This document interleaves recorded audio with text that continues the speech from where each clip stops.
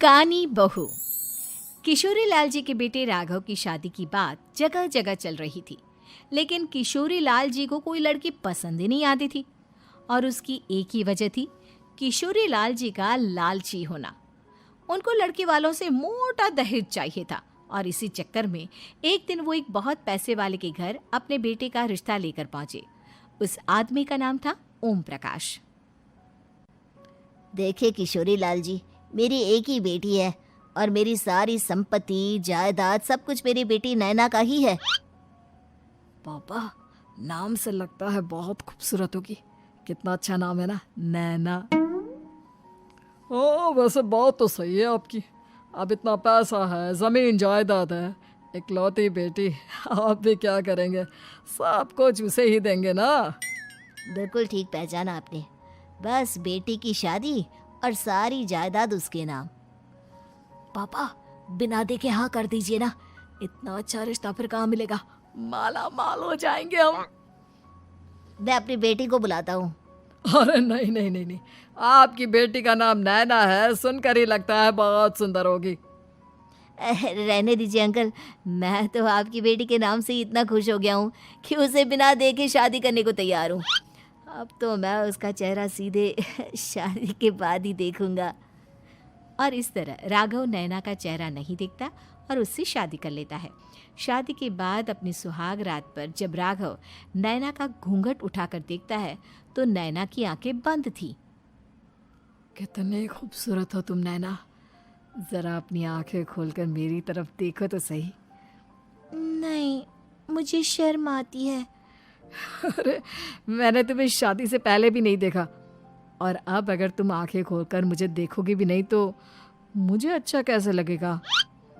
इससे पहले कि नैना अपनी आंखें खोलकर राघव की तरफ देखती, अचानक से लाइट चली गई और राघव नैना को पूरी तरह से देख भी नहीं पाया। अगली सुबह नैना राघव के लिए नाश्ता बनाकर लेकर आई। अरे ये क्या, आधा पराठा सीका हुआ है और आधा बिल्कुल कच्चा। ये तुमने क्या किया नैना? बहू, तुमने क्या आधा पराठा तवे से नीचे लटका कर रखा था, जो आधा सिका है और आधा कच्चा? मुझे जितना दिखेगा उतना ही तो सीखूंगी ना पापा जी। जहाँ जहाँ मुझे नजर आ रहा था वहाँ मैंने सीख लिया, जहाँ जहाँ नहीं दिखा वहाँ कच्चा रह गया होगा। इसका क्या मतलब है? ये कैसा मजाक कर रही है तुम? अरे बहू, तुमने इतना लंबा घूंघट क्यों लगाया हुआ है?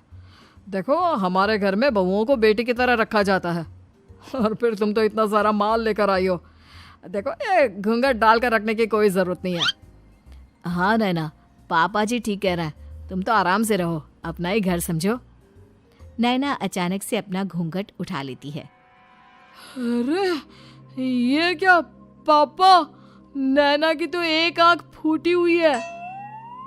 नाम से नैना, लेकिन ये तो कानी बहू निकली। मेरे साथ धोखा हुआ है, धोखा। बिना दिखाए अपनी कानी लड़की मेरे संग ब्याह दी। मुझे कानी बीवी नहीं चाहिए। मुझे अभी ओम प्रकाश जी से बात करनी पड़ेगी। आखिर उन्होंने मेरे साथ ऐसा किया क्यों? अरे, आप लोगों ने ही तो पापा से कहा था कि आप लोग शादी से पहले मुझे देखना नहीं चाहते। अब मेरे पापा पर क्यों इल्जाम लगा रहे हैं? अरे लेकिन उन्हें बताना तो चाहिए था ना कि तुम कानी हो, एक आंख से तुम्हें दिखाई नहीं देता। किशोरी लाल और राघव नाराज होकर ओम प्रकाश को अपने घर बुलाते हैं। पापा जी, ये आपने क्या किया? शादी से पहले बताया क्यों नहीं कि नैना की आंखों में परेशानी है? अरे, आप ही ने तो लड़की देखने से मना कर दिया था। अरे लेकिन आप बता तो सकते थे। आपको तो हमारी बेटी की प्रॉपर्टी चाहिए थी, वो भी पूरी की पूरी। अब क्या हुआ अगर उसे आधा दिखाई देता है? प्रॉपर्टी तो आपको पूरी मिल गई ना। अरे ये क्या बात हुई? मेरी शादी प्रॉपर्टी से नहीं, आपकी बेटी से हुई है। अब ये तो पहले सोचना चाहिए था, तब तो मेरी प्रॉपर्टी देखकर तुम्हारी जुबान लप लपा रही थी। लेकिन मैं कानी लड़की को अपनी बीवी बनाकर नहीं रख सकता। पापा, कुछ करिए ना आप। हाँ, करता हूँ। देखिए ओम प्रकाश जी, आप हमारे साथ ऐसा नहीं कर सकते। और तुम देखो, अगर तुमने मेरी बेटी से शादी तोड़ी ना, तो जो भी प्रॉपर्टी मैंने तुम्हें दी है वो तो पूरी की पूरी वापस ले ही लूँगा, और आधी प्रॉपर्टी तुम्हारी भी लूँगा। अरे मेरी आधी प्रॉपर्टी भला क्यों लेंगे आप? इसलिए क्योंकि मेरी बेटी को आधा नज़र आता है और उसकी नज़र अभी तक तुम्हारी आधी जायदाद पर ही पड़ी है। अब तुम उसे घर से निकालोगे तो कुछ तो लेकर जाएगी ना। और अगर हम आपकी बेटी को अपने घर की बहू बना कर रखे तो?